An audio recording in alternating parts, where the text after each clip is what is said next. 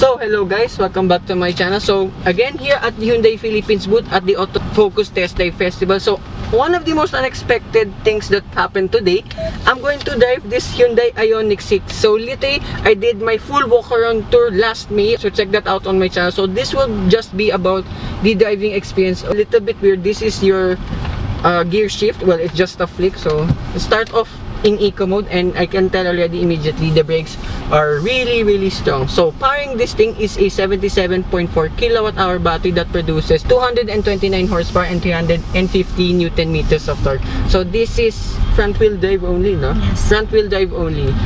Yeah, so I thought this was rear wheel drive, and heard a little bit of the speaker. So this is as well running on both speakers, and they sound really good. And like what I said last May, the part 1 of the test drive festival, I did praise the looks of this Ioniq 6. Yes, it's just the sedan version of the Ioniq 5. This looks way better, and it's much more sexier in my opinion, especially at the rear.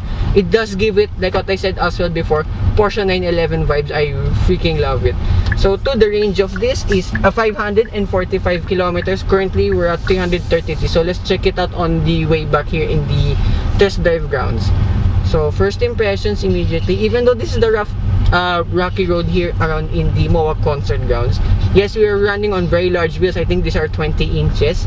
They look good. Not much tire noise is translating into the cabin. And first impressions when I sat down in this, you sit really low than usual. Maybe it's because I came from the Ioniq 5 first, since that was a crossover SUV. And surprisingly, you get a sunroof over here. It only extends the front passenger seat, but hey, at least there still is. This is so new for me. Here your window switches, weirdly. Where's the driving mode? Here, exactly like Porsche's. So you get eco, normal, and sport mode. So let's go now with normal. So you can tell immediately this is very eager to move forward. So here, actually let's try sport mode now, and then oh my gosh, wow, okay. And like with all the driving modes, from eco, normal to sport mode, the steering weight's up significantly. So eco lighten up pretty much, and then here normal mode. Okay, being an electric car, the torque is instant. Wow. And there's as well regen braking. You can adjust it here in the infotainment system as well. This is equipped with Apple CarPlay and Android Auto, and you have your 360-degree camera, and I really love the resolution and quality. Oh, there's two blind corner cameras once you indicate left or right. Okay, pretty handy features, almost exactly the same like with the Hyundai Ioniq 5. But this cabin for me is just a little bit more special because I don't know, maybe it's a sedan. The ambient lighting here, the quality is much better than, I don't know why, than the Ioniq 5, as I said. And yeah, being a sedan, one of the drawbacks, hold on, one of the drawbacks is the boot space. Yes, it's only like 300 or so liters, is kind of small, but then again, at least you can still fit a like one full-size suitcase. You know me, I'm not a fan of black colors, but this actually looks really good. I do like the silver one of this too, but for me personally, if I was gonna get a Hyundai Ioniq 6, it's gonna be this black one. And then of course, being an electric car, overtaking is, oh my gosh, very easy. Right, 350 newton meters on the top. Yeah, it's pretty amazing. So that's the blind spot monitoring doing its thing. And two, like with the Ioniq 5, you have heads-up display here on the windscreen. And I noticed now too, with the driving mode, so it does vary from eco and normal. So eco being the heaviest, normal, I think that's just like level 1 of regen braking. Sport mode, I think it actually turns off the regen braking itself, which is actually pretty handy since get the name sport mode. And I noticed, comparing only with the Ioniq 5, this is somewhat feels a little bit more punchier. Maybe because yes, this is a sedan compared to the crossover of the Ioniq 5, which could be a little bit heavier than usual. And a little bit weird too, this has paddle shifters. This is where you can adjust the regen braking, and like with its sister company, for lessening the regen, it's this paddle. So this is the minus and this is the plus on the right side. So that's level 3. I'm not even stepping on the brake anymore. So actually let's turn it off. I want to enjoy this Ioniq 6. So U-turn test.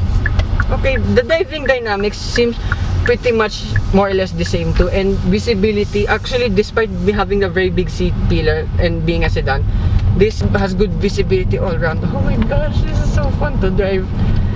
Right. I would happily just keep this in normal mode because it's actually pretty punchy enough. Of course, Eco will be the best mode for city driving, but then again, yeah, if you just wanna go on the highway, normal is probably the better driving mode. And I like with the indicator stocks, well, some of it is plastic, but here in the edges, like here with the gear selector too, it's all aluminum. Very similar, gotta be honest, like with that of Mercedes-Benz vehicles. So yeah, that's a quick drive of this Ioniq 6. I really like this. Would I prefer one over the Ioniq 5? Hands down, because of the looks alone. So on the way back now to the MOA concert grounds. So we're now at 322 kilometers left. Remember my driving conditions. So what's the price of this, miss? What's Ioniq 6? 3,790,000. So it's a bit expensive sa Ioniq 5. Yes. No? So it's just a little bit more expensive than the Ioniq 5, but then again, you get a lot for your money with the look. So for one time. Oh my gosh, I love this thing. So yeah, that concludes my review of this Ioniq 6. So I'd like to thank everyone here again at Hyundai Philippines at the Autofocus Test Drive Festival, to Miss Diane here of Hyundai Gateway Makati for making this review possible. So there will be probably one more Hyundai review coming right up, and probably this is my favorite of the bunch of the test drives today. So hope you guys like and subscribe, and I will see you with more test drive reviews coming here at the Autofocus Festival. Bye bye.